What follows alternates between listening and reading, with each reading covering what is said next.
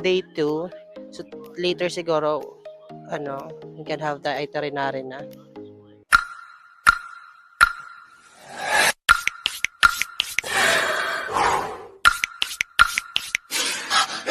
Hi, good morning here in Boracay. So, this is our second day here in Boracay. So, I arrived yesterday here at Diniwit Beach. It was too far from the Station 1, Station 2, and Station 3.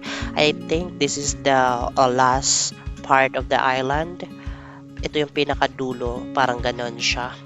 After ko makarating dito sa hostel ko, agad ako nag-check-in and then pumunta agad ako sa bathroom para maligo kasi sobrang lagkit ko na during that time. And then, nagpahinga na din ako at natulog para makagising ako ng umaga at gumala dito sa beach. At ito na nga, kumain ako ng breakfast kasi pupunta tayo ngayon sa sikat na sculpture ni Mama Mary na pinupuntahan ng mga turista sa middle of the bay, something like that. Dito na nga, naglalakad na tayo papuntang beach. So, ito yung nilalakaran ko. Just 2 to 3 minutes lang beach na yung bungad sa'yo. Ang kagandahan dito kasi sa binook kong hotel kasi mura lang, 350 a night. So, I just booked this 2 nights and 3 days. So naka-aircon na siya. Ayan na, nandito na tayo sa beach. Sobrang ganda ng buhangin. Super ganda. This is my first tapak sa buhangin ng Boracay na I amazed sobra talaga. Sa tubig din, sobrang ganda ng tubig. And I can't even imagine na ito ba yung filter lang or hindi. Parang ganun. So kung makikita niyo yung paligid, sobrang daming bato na malalaki kasi nga nasa dulo ako ngayon ng Boracay, which is sa Diniwit. Itong part ng place na to, ito yung hindi sobrang matao. So this is the very perfect place na mag sunbathing with yourself. If hindi ka crowded person, you can stay here and book the hotel in Chillax, Boracay. Ang ganda ng sand, grabe. Kasi yung water sobrang linaw. Ayan. So, andito tayo sa may Diniwid. So, kailangan natin maglakad papuntang Long Beach. Kasi sobrang nagsusukal. Ayan, pakita ko sa inyo yung Long Beach. Medyo okay naman dito yung beach. Medyo pino yung buhangin, walang masyadong rock na halo. Like dito sa pinaka dulo. Sobrang daming malalaking bato na. Pero okay naman siya. Like, sana hindi siya mahulog yung cellphone ko. This is ridiculous. Ayan o. Oh. I like the waves. Actually, may mga lumot-lumot pa. Nakikita ko. Ayan o. Ang ganda. Ayan o. Wow. Sorry. So, picture tayo dito. Photo.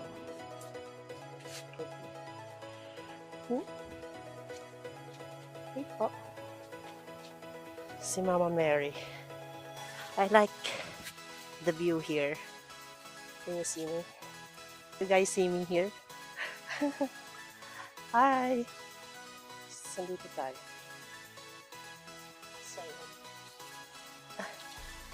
So, ang sukal ng daan. So, ito siya si Mama Mary. I-bless natin yung sarili natin sa kanya. Thank you. Thank you for all the blessings, Mama Mary. So maybe we could go there na siguro. Tapos na tayo dito sa park. Oh, sobrang sukal.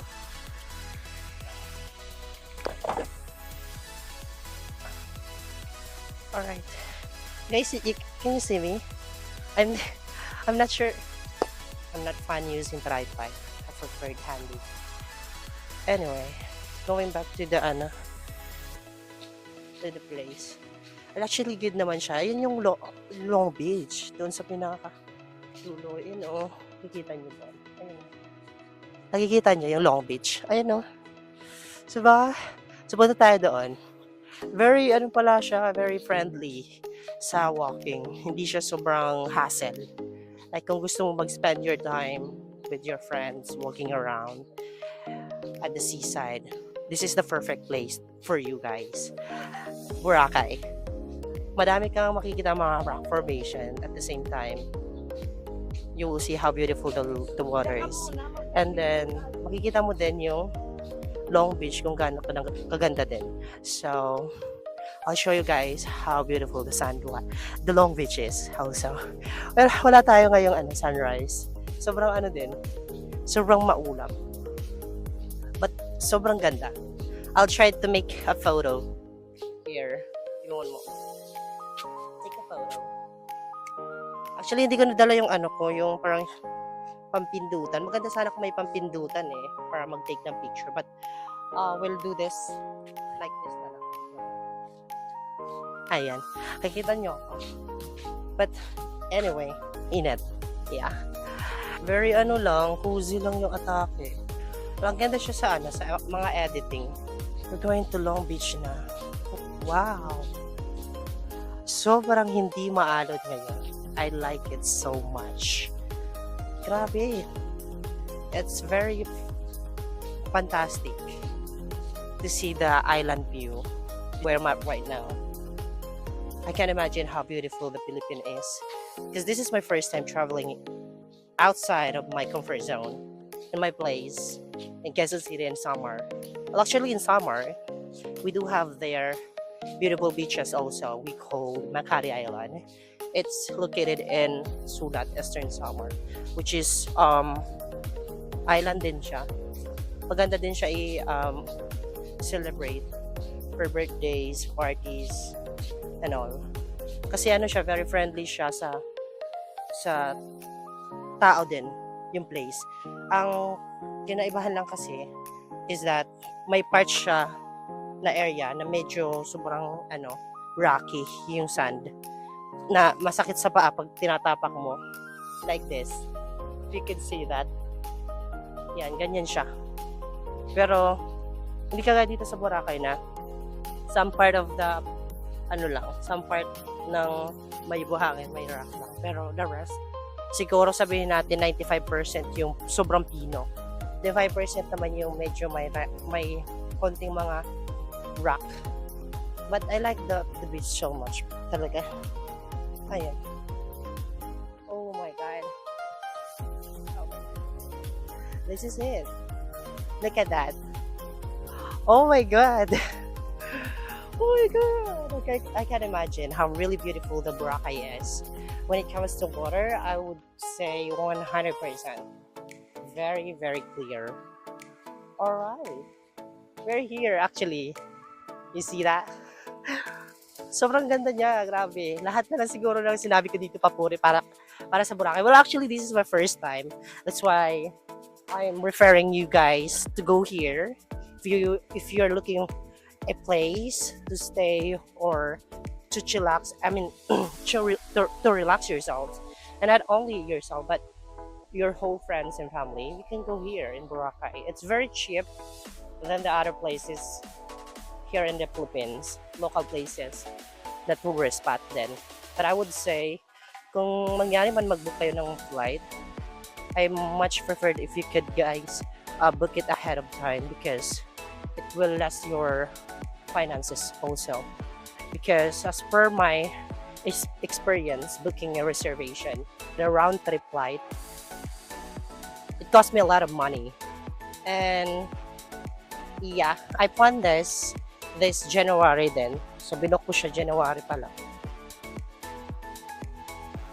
Hello guys. I'll set aside this jacket. Then we'll take a video. Ayan. Para wala namang bumubukol sa natin bulsa. Ayun. Hello guys. We're here in Boracay na. Ay, ganda. Grabe. Ayan. I'll take a photo.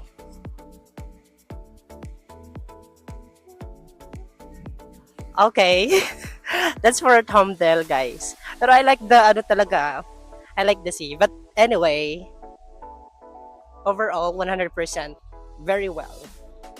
Very well travel, very well accommodation, very well place to go. So, we'll go about to swim later, maybe. But we'll think about that. I don't have enough suits to wear. But kasi 7 kilo lang, so hindi ako masyado nagdala. Kasi tomorrow, meron din akong spend myself. I think I would extend my stay on my being crazy. My phone fall down to the sun, so as you can see, guys, we're going about to explore the Boracay. It's not friendly, actually. Oh my god, my jacket went.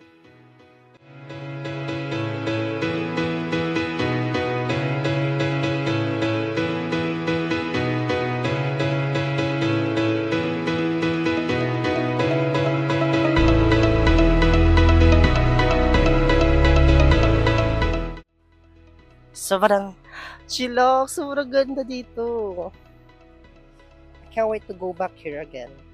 If I have a chance to go back here again, I would choose to go back. So, lakad lang tayo doon. Siguro.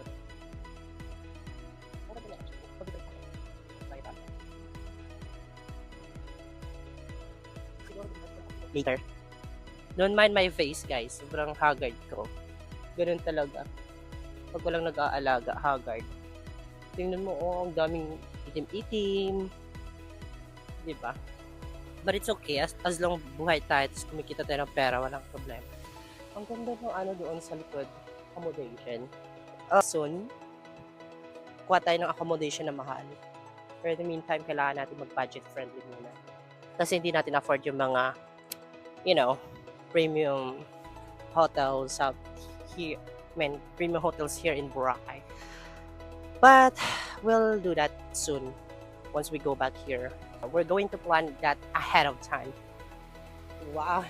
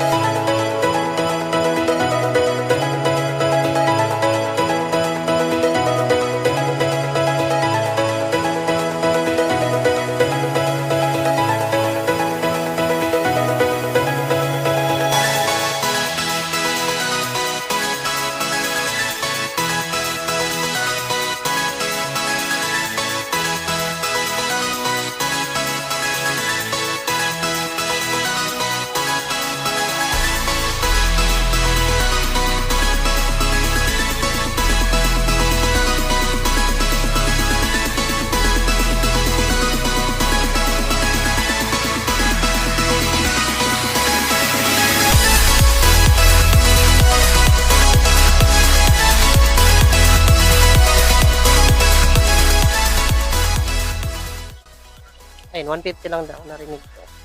Kayak. Punta tayo dun sa malalim. Deep level of sea. Para, maganda yung view ng water. Kasi dito kasi sa unahan, medyo madaming lumot. So, pag mag-take ka ng picture, hindi siya maganda tingnan sa ilalim. So, mas maganda sana kung doon tayo sa pinakamalalim para malinaw tingnan. Day 2, so later siguro, you can have the itinerary na by the hip hop card 200 unlimited ride for 1 day. So, yun. Dito lang tayo saglit. Mag-ano tayo sa doon. Okay. We can have the kayak later then.